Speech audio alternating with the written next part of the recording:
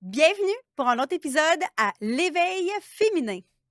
Aujourd'hui, on va parler d'hormones, nos belles hormones. Est-ce que toi, tu t'es déjà fait dire, ça y est, elle est encore folle?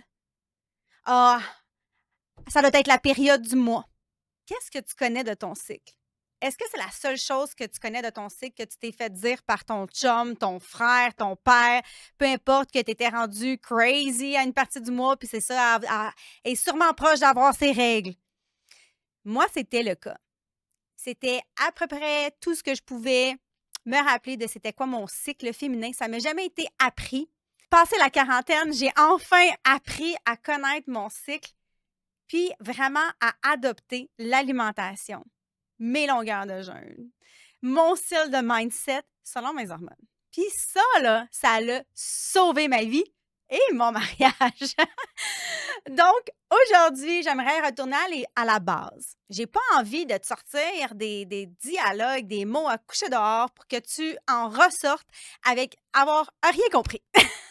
Donc, je vais te vulgariser d'une façon simple pour que tu puisses déjà apprendre à mieux te connaître et qui va faire que si toi, tu te connais mieux, ben, tu es capable de mettre plus tes limites. Tu es capable aussi d'en parler beaucoup plus ouvertement parce que tu sais qu'est-ce qui se passe. Ici, on va parler aujourd'hui d'hormones sexuelles. Est-ce que tu sais c'est quoi tes hormones sexuelles? En tant que femme, tu es née dans un corps de femme et le corps de femme a un objectif à chaque mois. Donc, nous, les femmes, on est faites sur un modèle vraiment plus comme linéaire de 28 jours. Donc, les hommes et les femmes, c'est complètement deux choses complètement distinctes. Et ce qui va faire, c'est qu'on va avoir des fluctuations hormonales selon la période qui va être plus élevée, moins élevée de certaines hormones.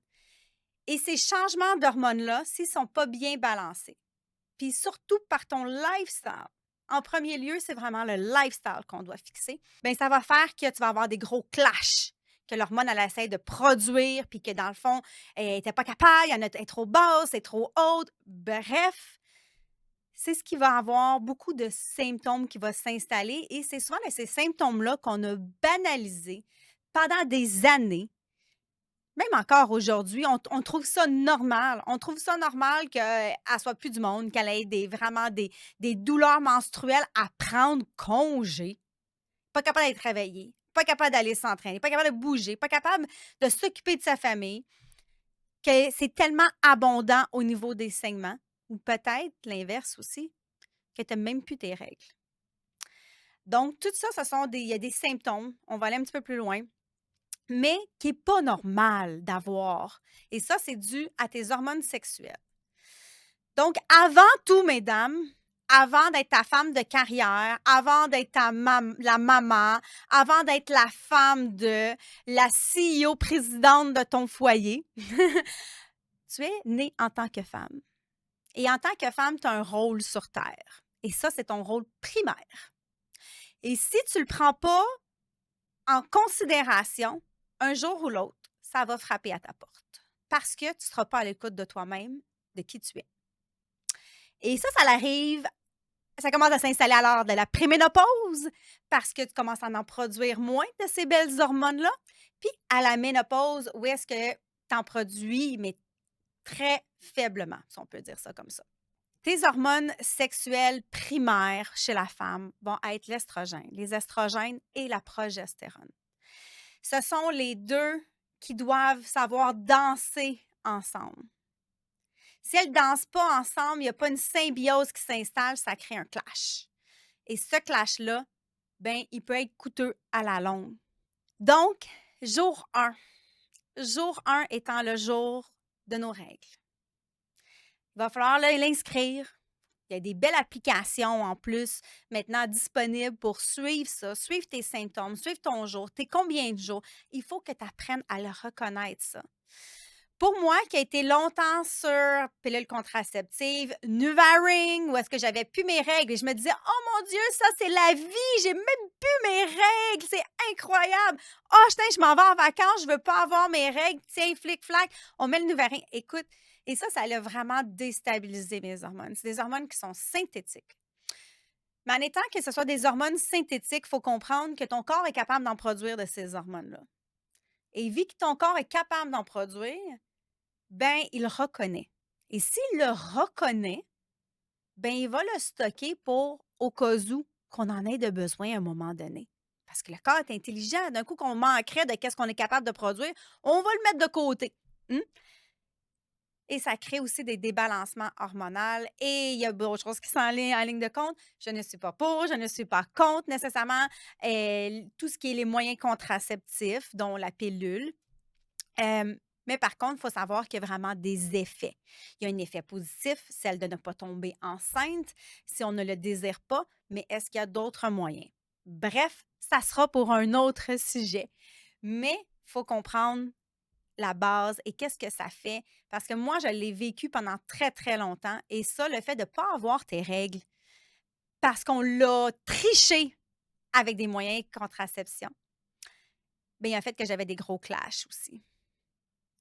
Et ces clashs-là ont fait écouter mon mariage. Assez que mon mari me reconnaissait plus durant ce moment-là. Puis après ça, pouf, je revenais, la Chantal, qu'on connaît, super, ah ouais, dedans, on fait des affaires, je suis all in, je fais plein de choses, je veux te satisfaire. Mais il y a des moments, sinon, que tu me disais un mot de travers, puis je pouvais littéralement péter une de ces coches. Où est-ce qu'on appelle ça? Des sauts d'humeur. En anglais, on va dire le mood swing, que tu passes d'une chose à l'autre, mais dans une fraction de seconde. Et ça, c'est pas normal non plus. Retour à la base pour moi de l'alimentation, où est-ce que dans un très jeune âge, j'ai commencé à m'entraîner à 17 ans et j'ai beaucoup aimé la satisfaction que ça me donnait personnelle. J'aimais ça. J'ai toujours dit que c'était ma drogue.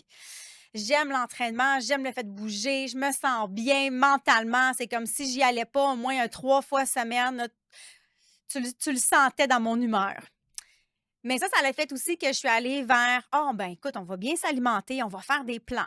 Et là, j'étais tout le temps, qu'est-ce qu'on appelle en restriction calorique et je l'ai été pendant très, très, très longtemps. Pour celles qui ne le savent pas, c'est pas fondé nécessairement, mais j'ai quand même eu des très grosses maladies dans ma vingtaine, où est-ce que moi, je mangeais du poulet puis du brocoli à vapeur. Fait que, tu sais, pourtant, je pensais bien m'alimenter. Mais tout cela étant dit, c'est qu'à la vingtaine, j'ai eu, ben, premièrement, une maladie pulmonaire, la tuberculose. À 25 ans, j'ai fait la paralysie de Bell également, où est-ce que mon visage est resté paralysé la moitié, ben, au moins pendant 2 mois, la moitié de mon visage paralysé complètement, pas capable de bouger, pas capable de boire, pas capable de quand je vais dormir, mon œil ferme pas. Donc vraiment, j'ai eu des grosses, séquelles qui fait en sorte que ça a affecté mon système immunitaire. De mon système immunitaire aussi, qu'est-ce que ça l'a fait? Bien, c'est que ça a commencé à créer ce débalancement-là. Et moi, je pense sincèrement aujourd'hui qu'il était dû vraiment à mon lifestyle. Tout ce qui est maladie auto-immune, ton corps t'envoie des signaux pour que tu puisses y répondre. C'est ça. Là. Puis si on refuse d'y répondre, il va t'envoyer d'autres signaux. Et moi, j'étais vraiment dans la calorie restriction, où est-ce que tout était calculé. J'avais tout le temps faim.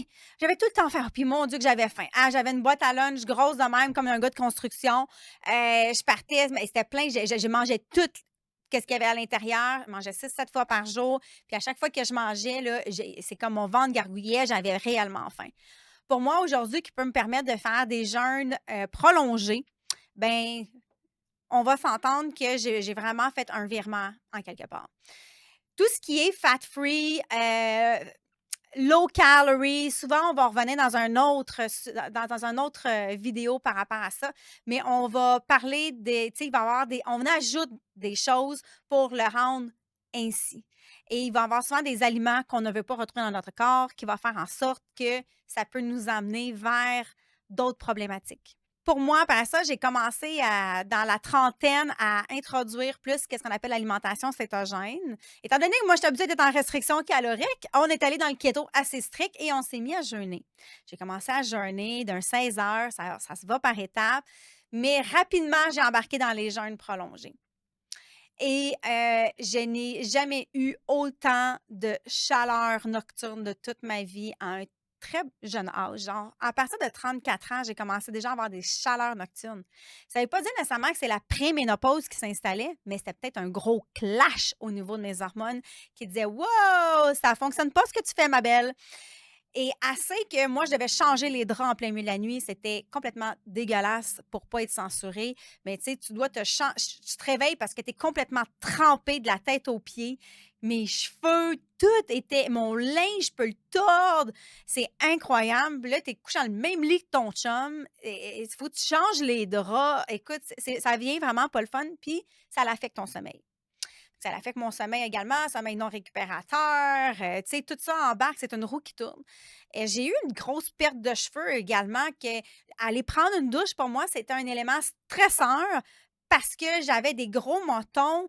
Le fait d'aller mousser mes cheveux et j'en avais plein les mains, puis tu sais, tu essaies de te dire: «Non, non, c'est normal, on en perd à tous les jours, excusez-moi». Peut-être que c'est parce que, j'avais les cheveux bien attachés, tu essaies de t'auto-convaincre de quelque chose. Mais bref, c'était vraiment une problématique. J'avais vraiment les cheveux qui s'étaient vraiment affinés. Alors là, je me suis dit: «OK, il y a quelque chose qui ne fonctionne pas». Pourtant, je m'alimente vraiment bien, je mange naturellement, tu sais, j'ai coupé les sucres, les rages de sucre, c'est parti, c'est bien géré. Bon, mais qu'est-ce qui se passe avec moi? Et là, c'est là que j'ai découvert vraiment le cycle hormonal de la femme et d'aller adapter le tout en en lien avec les différentes phases. Pour te rendre ça simple, qu'est-ce que j'aimerais te partager aujourd'hui comme information? C'est que justement, on a 3 hormones sexuelles qui est en lien avec qui on est. Le fait qu'on ait de la drive, de la libido, qu'il y ait des moments qu'on ait vraiment le sens de la conversation beaucoup plus, positif. Tu sais, tu es capable d'avoir des grosses conversations, régler des conflits. Puis il y a des moments que quelqu'un va t'arriver avec la même conversation, puis tu vas faire ça va pas, là, tu sais, c'est au contraire, tu es beaucoup plus dans la négativité, tu pas de solution, tout te semble gros comme une montagne. Bien, c'est dû à ces faits de ces hormones-là. L'hormone principale aussi chez la femme, là, je vais commencer à vous parler, c'est l'estrogène. Fait que l'estrogène, les estrogènes, je voudrais dire, parce qu'il y en a 3. Il y en a 3. Le rôle à l'estrogène, le rôle de l'estrogène, elle, ben, elle cesse vraiment, elle favorise vraiment la croissance de ton endomètre. Donc, pour l'implantation de ton embryon. C'est principalement à ça que ça sert. Puis ça a vraiment un effet préventif sur tout ce qu'on va appeler les maladies cérébrovasculaires. Et cette hormone-là d'estrogène arrive quand tu commences à avoir tes premières règles. Donc, avant même que tu naisses, tu es encore dans le ventre de ta mère, tu as environ 3-4 mois de grossesse et l'enfant que tu portes a déjà tout son bagage, tous ses ovules qu'elle va avoir pour sa vie. Quand tu nais, tu en perds et qu'après ça, il va te rester juste celle-là que tu vas avoir, qu'on va avoir à plus ou moins 250 règles dans notre vie, qui va commencer à la puberté, généralement vers 12-13 ans. C'est là que les premières règles commencent à s'installer. Puis souvent, quand que les premières règles commencent à s'installer, on est très consciencieux avec notre enfant en disant: «Oh mon Dieu, c'était pour ça qu'elle me parlait comme ça et qu'elle était beaucoup plus à pic». Et il y a un autre moment aussi durant la vie d'une femme, où est-ce que ces hormones-là sont très impliquées, c'est durant le moment où est-ce que d'une grossesse, lorsqu'on est enceinte. Et là, tout le monde, ils vont dire: «Oh, mais tu sais, relax, c'est correct, tu es enceinte». Ben oui, le monde sont très supporteurs de ta situation parce que tu es enceinte, puis qu'il y a ces changements hormonaux-là qui se passent dans ton corps.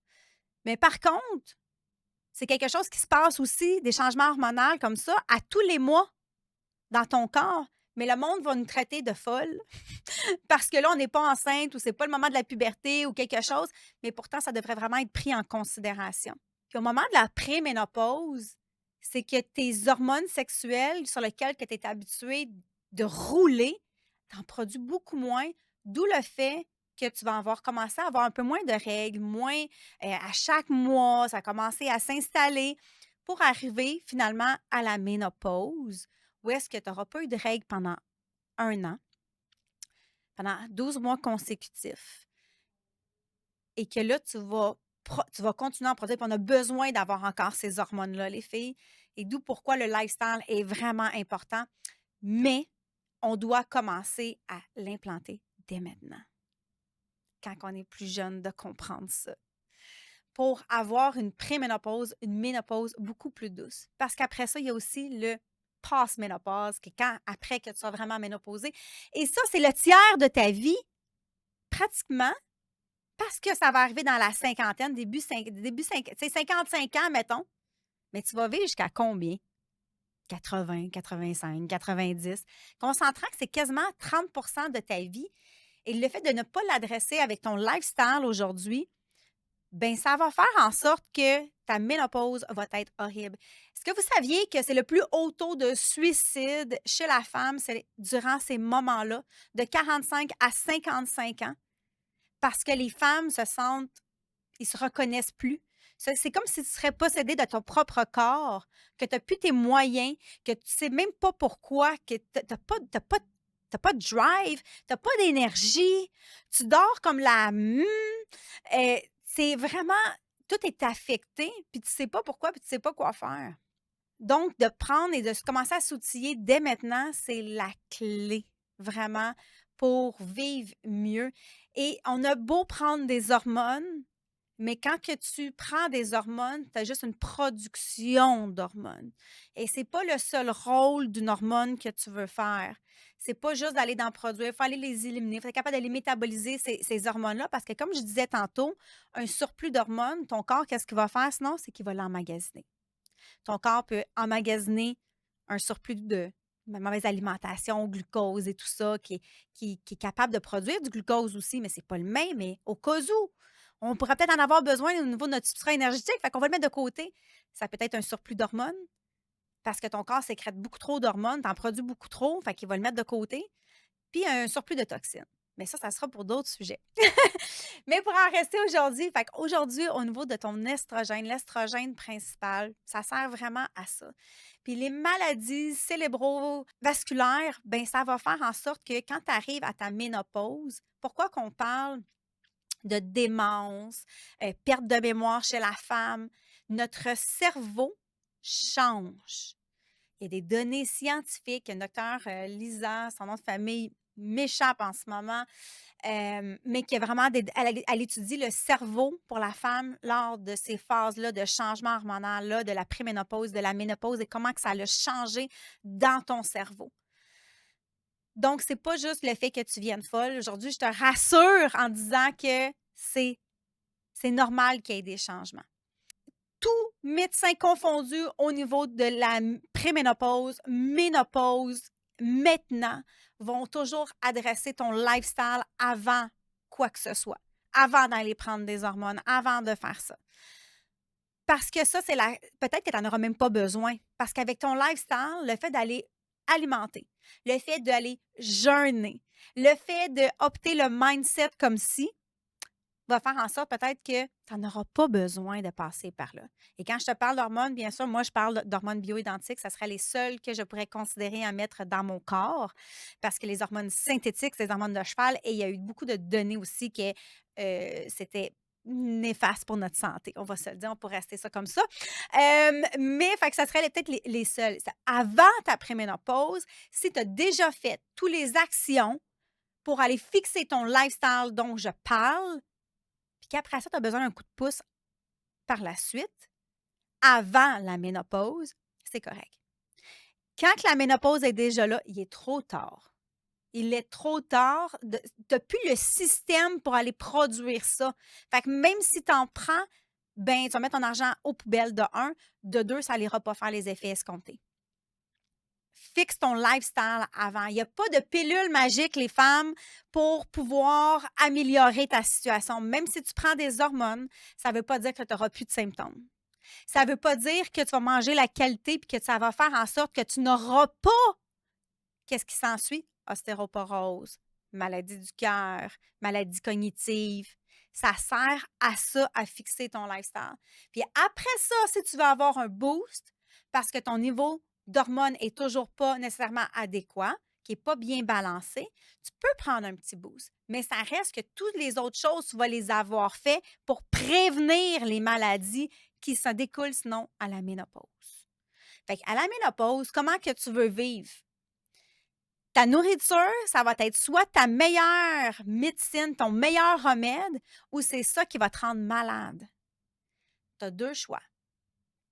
Fixe ton lifestyle, tu vas fixer tes hormones, puis tu vas avoir une vie vraiment plus zen et en santé vibrante de la femme puissante que tu es, que tu étais, pour reprendre tous tes moyens de ça.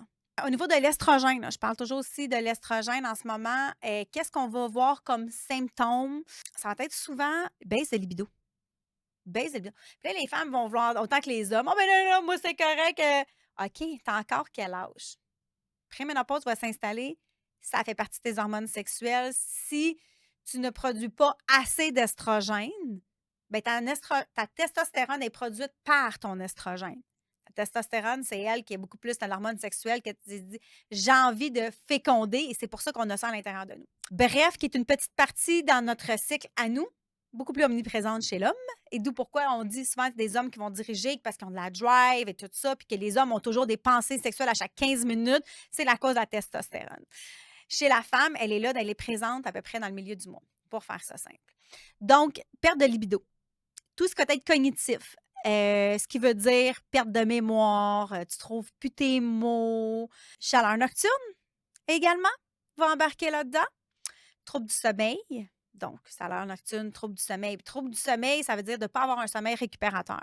Fait qu'il y a des données que tu peux avoir avec une belle bague ou un ring qui peut t'aider à vraiment tracker ton sommeil. Qu'est-ce qui se passe dans ton sommeil? Est-ce que tu as vraiment tes portions de deep sleep? Quand tu manges tel aliment, c'est super important. Le sommeil, c'est fait vraiment pour aller récupérer, te donner tout ton gaz, qu'est-ce que ton corps a besoin pour ta journée du lendemain. Fait qu'un sommeil qui est affecté, définitivement, tu vas avoir un impact sur demain. Toujours qu'est-ce qui se passe en amont qui va avoir un impact sur après, right? Fatigue, perte de cheveux, difficulté à concevoir un enfant aussi, endométriose. Ben, il y en a tellement de symptômes. Puis encore, endométriose, ovaire polykystique, ce sont des choses que maintenant font partie de notre day-to-day, que toutes les femmes, il y en a beaucoup qui ont des problèmes de fertilité. C'est vraiment présent. Et ça, c'est dû à un débalancement hormonal parce que ton corps n'est pas capable de, un, préparer à l'implantation de ton embryon ou de deux, de vraiment aller au niveau de recevoir cet embryon-là. Fait que l'augmentation de l'estrogène, pour aller l'augmenter d'une façon plus naturelle, des fois, on va parler de certains aliments. Euh, pour moi, tu sais, tout ce qui va être légumineuse, c'est pas nécessairement vers lequel moi je vais me retrouver, que je vais aller augmenter. Hem, Puis il va y avoir aussi qu'est-ce qu'on appelle les phytoestrogènes qui sont le soya.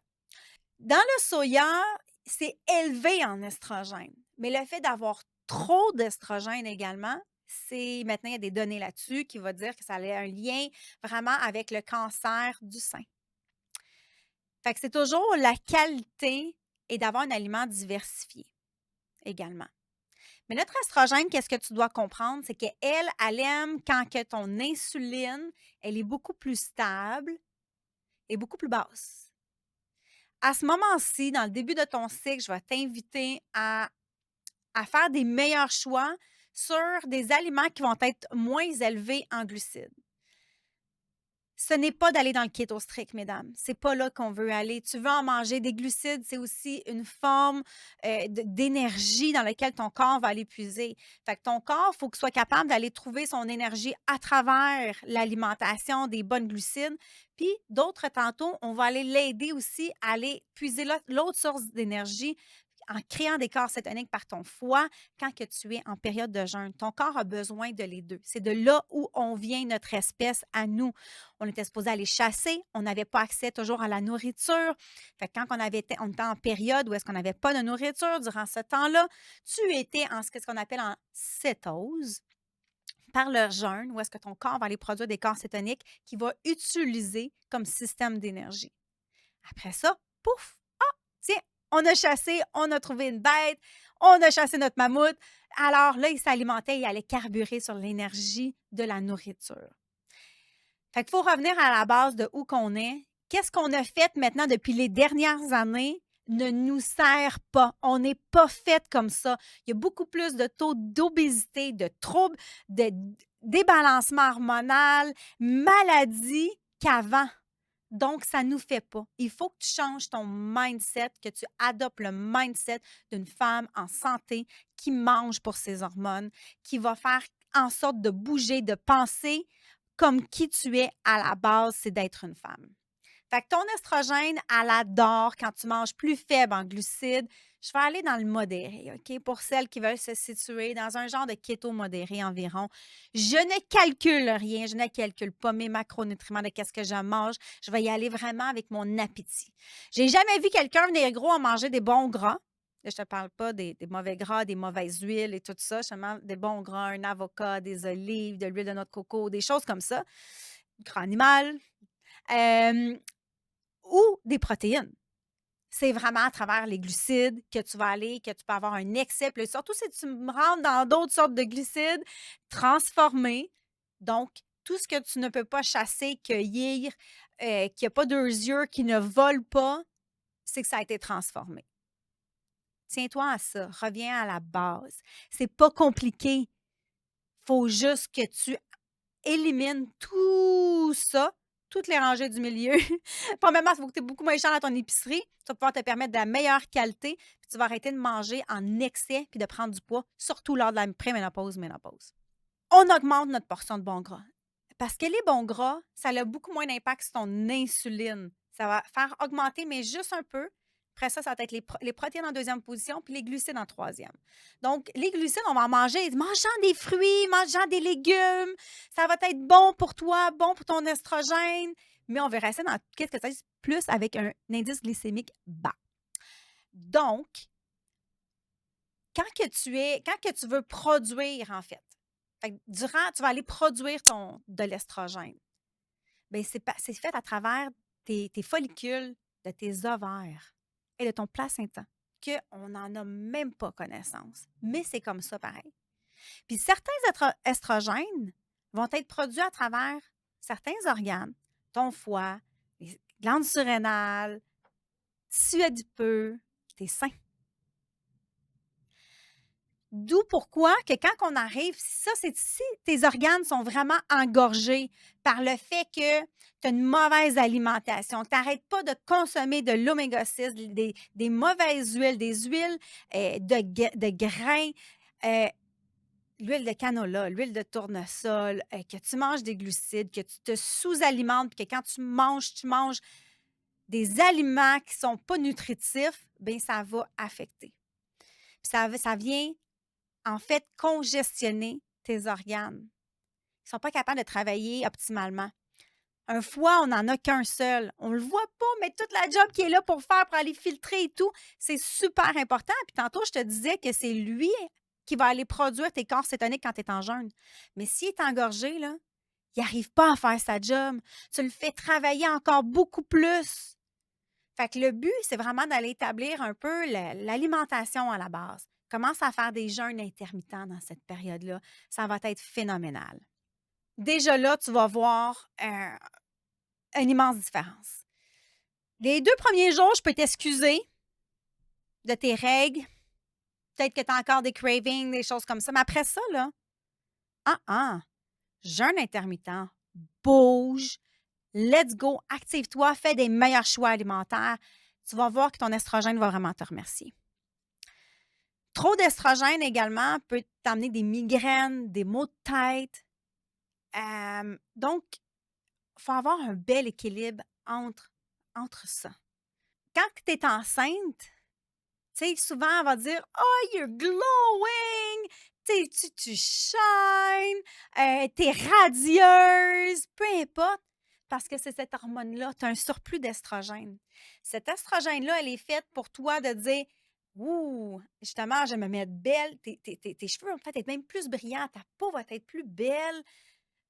surtout si tu t'alimentes mieux, parce qu'il y a aussi le reflet de tes intestins là-dedans qui peut se refléter vers l'extérieur. Mais ça sera pour un autre sujet. Mais tu vas voir beaucoup ça. Fait que quand tu es enceinte, là, justement, tu en produis beaucoup de ça qui fait que tu as de l'air radieuse, tes yeux pétillent. Ce sont tous des choses qu'on produit quand on est enceinte.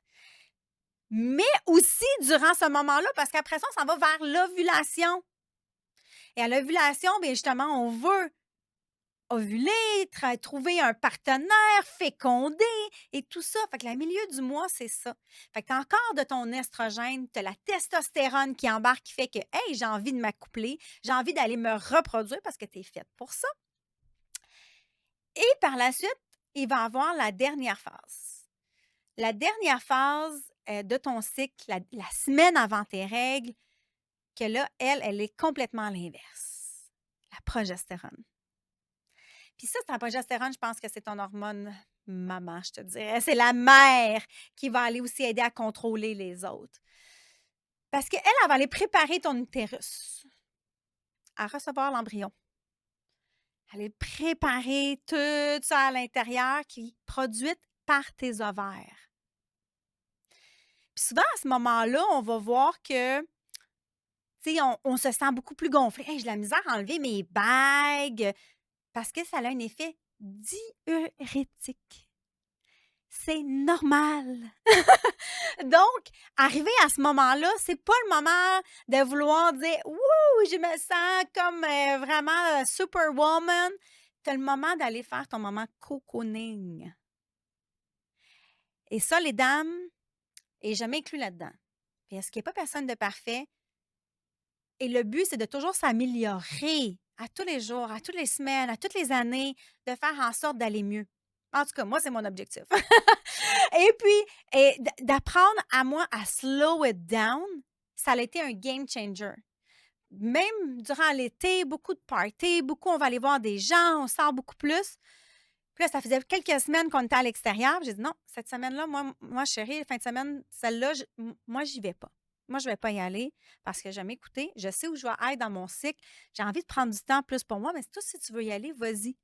Tu veux amener les enfants en plus de ça? Bingo! Man, je vais pouvoir aller faire ce que moi, j'ai envie de faire. Est-ce que tu le sais, qu'est-ce que tu as envie de faire? Est-ce que tu sais qu'est-ce que tu aimes? C'est quoi ta passion?» Puis quand je te parle de ça, là, je te parle pas. Faut prendre du temps pour soi. Puis prendre du temps pour soi, c'est pas juste d'aller faire son ménage puis que tu reviens que la maison soit toute propre. C'est pas juste d'aller s'entraîner, c'est vraiment d'aller prendre le temps d'aller se poser, les dames. Relax. Breathe in. Breathe out. Va te poser. Va respirer. Fais ce qui te plaît. Moi, ça m'a frappé, v'là une couple d'années. 5 ans environ où est-ce que j'avais déjà ma fille, je travaillais pour des multinationales, puis je savais plus qui j'étais, je savais même plus qu'est-ce que je voulais dans ma vie, qu'est-ce que j'aimais moi? Moi, je dis: «Je t'étais rendue sans goût, sans saveur, sans rien. Qu'est-ce que tu vas aller faire, Chantal?» «Ben, qu'est-ce que tu veux?» «Hey, on va-tu là?» «Ben, ouais». «Toi, tu as envie de faire quoi?» «Ah, ben, mais toi?» Puis là, moi, je pensais que ça rentrait dans qu'est-ce qui était to be kind, puis tu sais, de vouloir plaire à l'autre. Mais dans le fond, j'étais dans l'oubli de moi, de prendre ma place dans mon existence. Puis c'est correct de pas toujours être d'accord. C'est correct de dire non, de faire un stop. Et ça l'a repoussé certaines personnes. Je sais, dans ma vie, ça l'a. Mais c'est correct parce que je fais beaucoup plus de place pour moi. Puis moi, je prends l'existence de ma vie. Sinon, c'est tous les autres qui vont faire ce que je veux avec moi comme une genre de petite marionnette. Et là, ça crée beaucoup de frustration, beaucoup de déception également. Fait que moi, je suis une fille qui aime donner, je suis une fille qui adore les gens, mais j'ai appris à dire non durant ces phases-là également pour pouvoir me redonner à moi. Fait que si ton verre est vide, qu'il y en a juste un petit peu dedans, ben, tu peux juste donner un petit peu. Même si tu voudrais te donner à fond, tu n'auras plus de jus, dépression, fatigue, chronique, problème de sommeil. Tout va s'en découler de ça parce que tu n'es pas capable de te donner à toi avant. Puis ça, je parle même au niveau de tes enfants. faut que tu apprennes à dire des fois non, puis à gérer mieux ton espace. Et quand c'est mieux géré, quand c'est mieux véhiculé, les enfants comprennent. Puis ça fait du sens. On fait des compromis. Et maman va aller faire ça avec toi. Avant, maman va faire ça. Est-ce qu'on s'entend? Fais des ententes avec eux. Ils vont vouloir participer et tout. Et ça va être tellement plus harmonieux.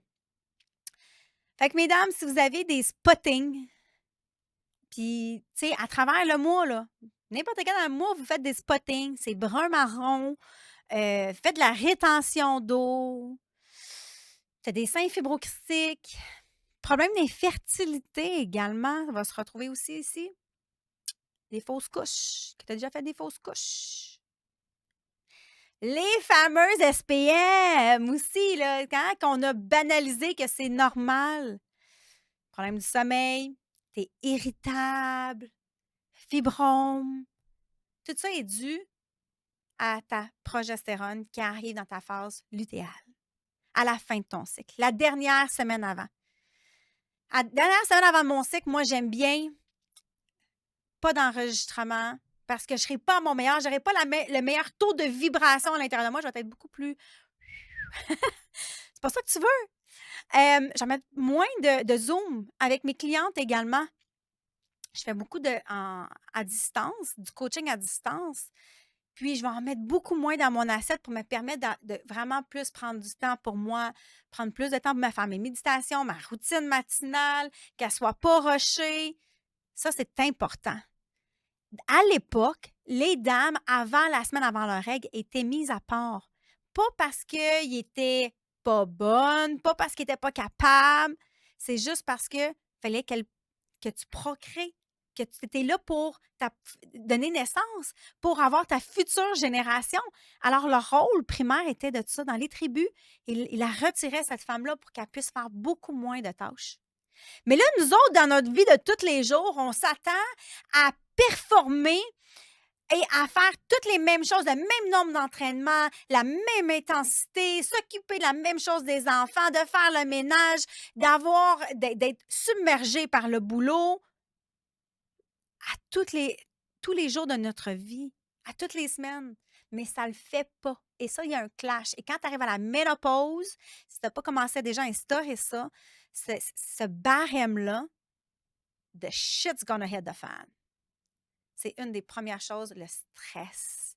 Le stress chronique. Puis là, tu vas voir les femmes, je les vois. Oh oui, ben moi, j'ai commencé à dire non. Ça, mesdames, c'est un trop-plein. Puis, tu sais, ils sont hyper nerveux, sont agités, ils dorment pas bien. Il y a plein d'autres affaires.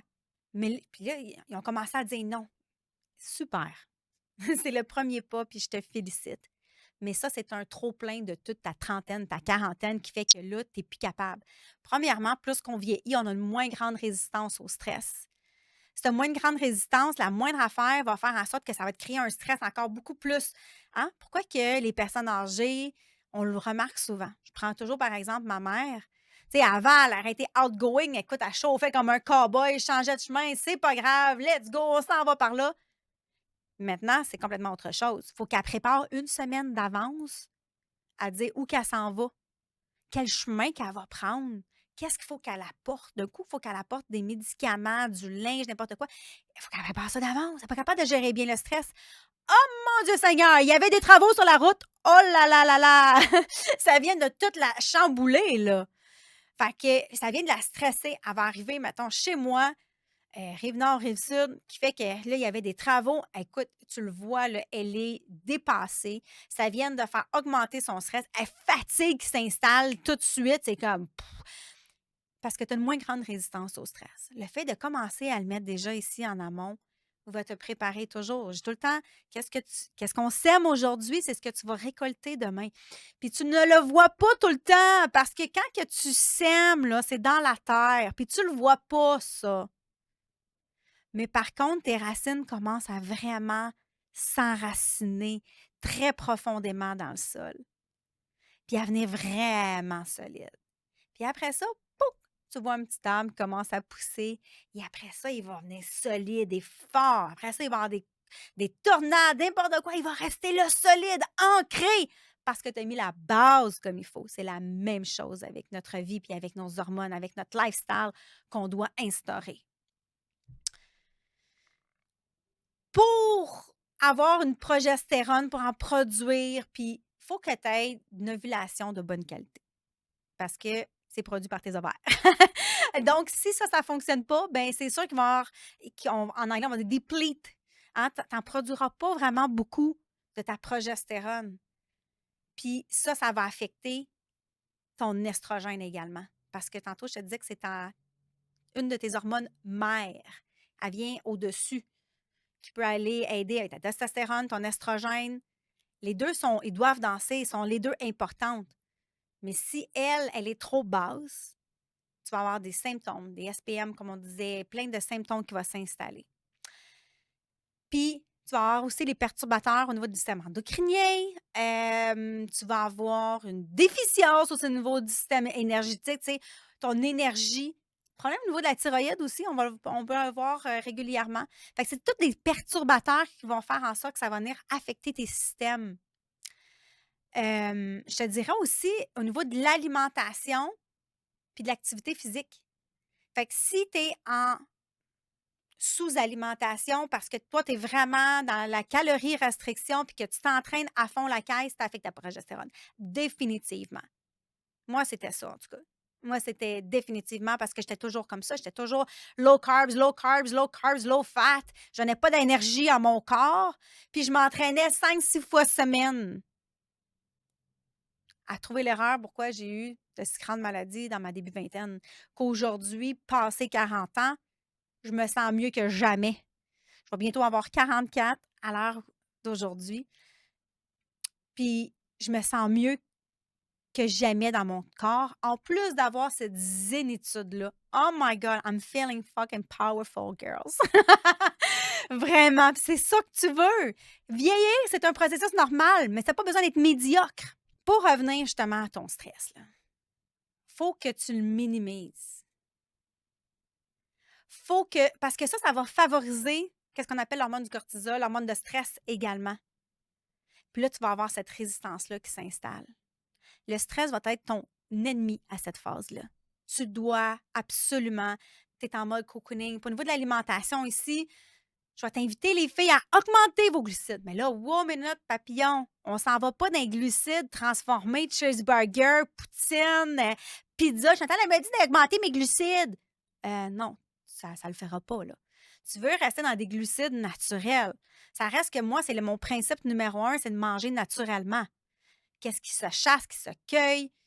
Fait qu'ici, je vais te demander de plus d'augmenter ton apport en patates douces, des courgettes, des patates. Pas les patates de c'est Joe la patate, qui sont cuites dans l'huile de canola qui est nocif pour ton cerveau. Fais-toi-en. T'as pas le temps? Prends le temps aujourd'hui, va t'en sauver demain. Ça, tu dois faire ça. Tu dois prendre le temps de pouvoir bien t'alimenter, de pouvoir bien planifier tes repas. Pas parce que tu manges une fois ici et là au restaurant ou c'est une période de vacances.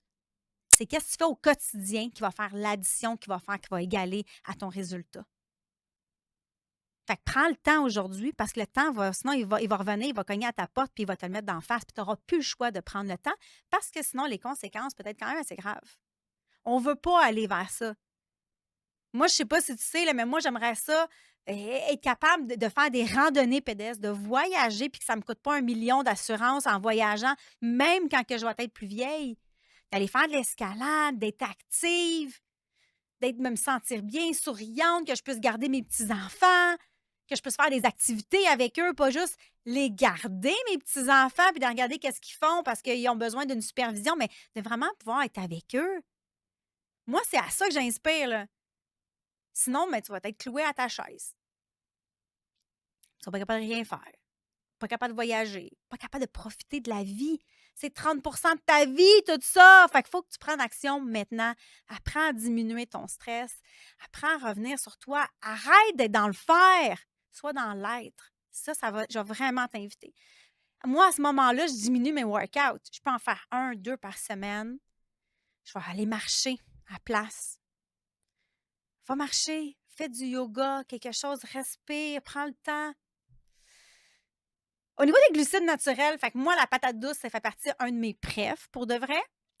Patates. Je vais même permettre certaines chips, la marque Hard Bite. Hard Bite, mais lui avec l'huile d'avocat parce que les autres ont du sucre quand même ajouté, des fois même des mauvaises huiles que je ne veux pas dans mon super body de superwoman. Donc, Hard Bite à l'huile d'avocat sont vraiment fantastiques. Tu vas te rendre compte que tu ne passes pas à travers le sac non plus. Tu n'en as pas envie parce que il n'y a pas le sucre à l'intérieur pour aller dérégulariser en fait tes hormones de la faim, de dire j'ai plus faim, j'ai faim qui vient t'affecter puis qui fait que tu veux encore en consommer plus davantage. Et les betteraves rouges crues, super bon. Tu mets ça avec un peu de fromage de chèvre, peu importe, des noix. Oh my God, c'est la vie. Les vrais aliments coûtent tellement bon quand tu as commencé à extraire, à éliminer tout ce qui était superficiel. Donc, cette phase-là, je vais t'inviter à le faire, à vraiment manger beaucoup plus élevé en glucides, mais d'une façon intelligente. Tu as envie de manger un spaghetti, comme je dis une fois n'est pas coutume, malgré que moi, je ne suis pas pour le blé. Le blé, ça c'est pas poussé comme avant, ça l'était. Les fibres sont entrecroisées, c'est plein de pesticides. On va revenir là-dessus sur d'autres vidéos, à parler de pesticides. Qu'est-ce qu'il y a là-dedans? Pourquoi qu'on n'en veut pas dans notre corps, qui sont des perturbateurs et qui égale à malheureusement des conséquences assez graves. Alors ici, on veut rester vraiment dans les aliments beaucoup plus naturels. Pour ma part, il y a certains aliments que je vais favoriser même bio durant ces phases-là. Est-ce que tu as besoin de manger tout bio au niveau des légumes, des fruits? Non, mais il y en a certains que ça va être beaucoup plus au niveau des pesticides qui restent imprégnés dedans. Donc, faire attention à ça. Mais ça, on va en revenir avec quels sont mes best aliments. Qu'est-ce que c'est moins grave pour moi de manger bio, tel que l'avocat, et qu'est-ce qu'on veut favoriser. Donc, j'espère que ça vous a aidé à voir un peu plus clair sur comment gérer ton cycle d'une façon en toute simplicité pour que tu puisses comprendre puis commencer déjà à adopter certains comportements pour vivre jeune le plus longtemps possible et en bonne santé en tant que superwoman. Donc, n'hésitez pas à partager, à commenter, à on veut être le plus de femmes possible au courant de quelles sont nos hormones, puis comment adapter notre lifestyle en toute simplicité pour créer la zénitude à l'intérieur de nous et dans notre foyer. Donc là-dessus, je vous dis au revoir et on se retrouve pour un prochain épisode bientôt.